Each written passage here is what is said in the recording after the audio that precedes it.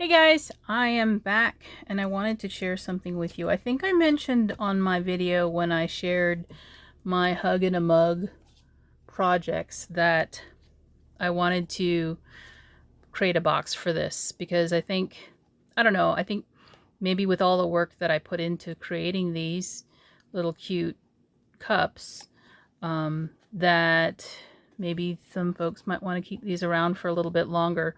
And also, I want to be able to package it so that when I mail these out, because they're going to family members, that they don't get crushed in the box, because this might not be the only thing inside the box.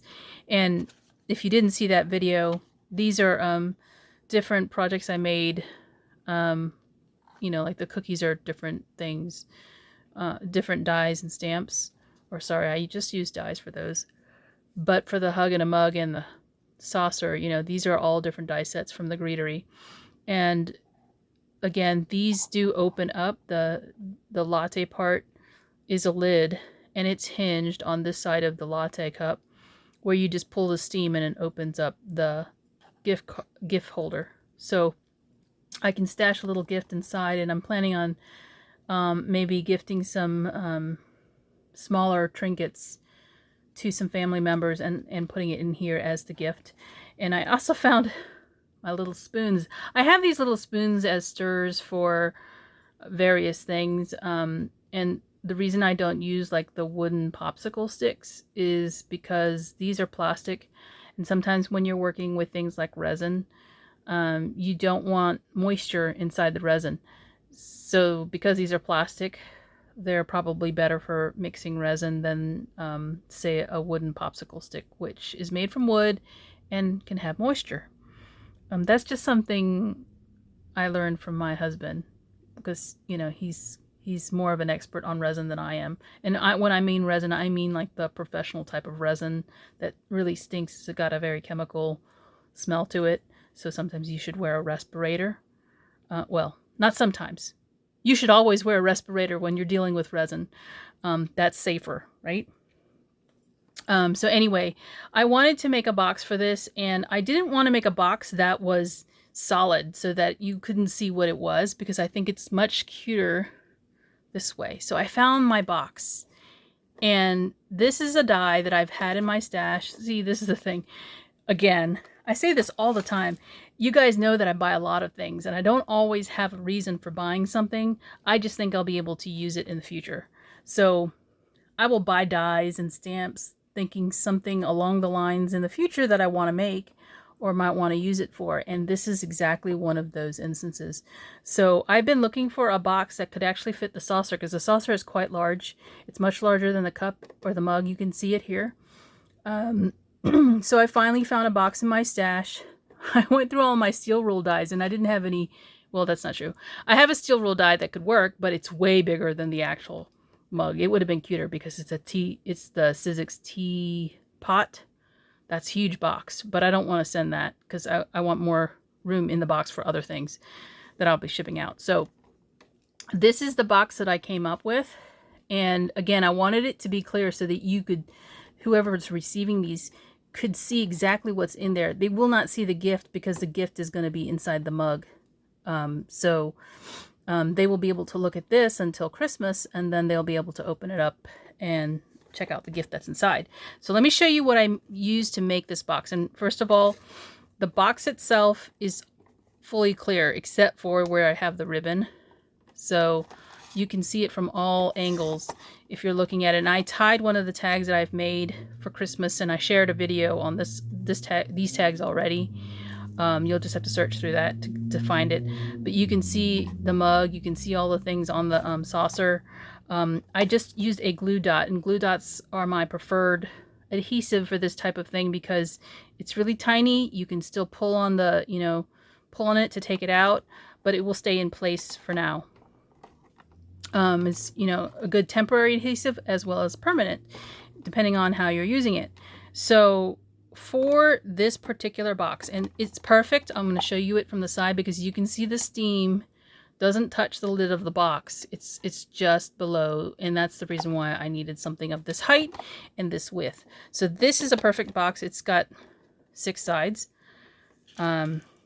So here's what I used for it. I have purchased a long time ago this 12 by 12 Graphics Clearcraft plastic. It's 0.007 thickness, and they're 12 by 12 sheets, and it's a pack of 25, and I purchased it online from Joann's. So if you are looking for this, that's where I got it. Sorry, I don't have my Joann's item number, but I would just type in Graphics Clearcraft Plastic 0.007, and I believe it should come up. I don't know if they still carry it, but it's 25 per pack, 25 acetate sheets per pack, and it is it will hold up to the die cutting. You can die cut it with a thin die, and it will crease. So I get all my crease lines. I do recrease them once I've run it through my die cutter, and I use my Gemini to cut these out. Now here's the box lid. Okay, this is the die that I use to make the lid. So if you see here, it says Secret Spring Hexagon Kaleidoscope Box Lid. You see that? And base set. So this particular die is just to make the hexagonal lid. And it comes with a whole bunch of different decorative dies, but it is just the lid. Okay, and I also have another die that is from Tonic, and it is for the sides. The sides come from a separate set, and here are, let's see, I'm looking to see, My Gift to You insert panel set, 1905E, 1906E, Beautiful Things insert, and Simple Things insert. So there are different size panels for the sides. So you see these in the example, they're all different heights. I have the set that makes all the different heights, or different sets that make all the different heights. And they have different decorative panels that go in each of the sides too. So I think this is the one that's actually, if you look at this, I think this is the top of the lid, I believe. I didn't do any decorative cutting because, again, my box is clear. I don't want anything to distract from what's inside the box. So I didn't use any of the decorative dies. I just used the pieces that cut the sides and the top. And the sides do not come in this particular set. You actually have to buy them separately. So here's what you get in the set for the lid, in case you're wondering. Because I have another box that's much bigger in size, and it's got more, I think it's got more sides too, but it has it reuses these same size panels to make the sides. So yeah, again, this is one of those cases again where I have something in my stash that I knew would be able to fit. And just so you know, because the acrylic sheets come with these little thin tissue paper in between each plastic piece, and that's so they don't get scratched, I believe. I ran it through the die cutter too, so the die was going to cut through this layer as well as the plastic, because what I didn't want to have happen is the plastic to get scratched by my cutting plate, because my cutting plate is really, you know, very well loved. So I left this tissue on there so it could cut through that and would still protect the plastic box piece. So you'll cut two of these, one for the top and one for the bottom of the box, and you can see the shape here. I'll just hold it down. And then you're going to cut 3 of the panels for the sides, and this is the side piece I chose because the height of the box is what I needed for the steam to be able to stand up on its own. And so you cut 3 of these pieces here, and it's a 2 panel or 2 sides of the box. So, and then you get this little flap here where you adhere the pieces together in a string, you know, in a line basically, and you'll have all the sides for the box. So you cut 3 of these, and I think I have 2. I don't know if I got 2 dies separately or they came in the set that way, but you can see here's the size of the panel. Again, I cut it with a tissue paper, and you're able to get 1 lid and 3 on all 3 sides, or all 3 die cuts for the sides done in a 12 by 12. So you just need to cut one more lid from a new sheet of the 12 by 12 acetate. So that's how I did it. Here's the die piece for the lid. I didn't show you that. Not that you really need to see it. It's not all that exciting. And then here's the side. And I have yet to cut out that. I want to use all my scraps. So, because I have to make more than one box. So, how did I get this to hold together? So, right now the lid is not adhered down at all. The saucer is actually glued down with a glue dot on the bottom of the cup, on the bottom of the saucer. And all of the other pieces, the cookies and all the stuff down here is glued down to the saucer itself.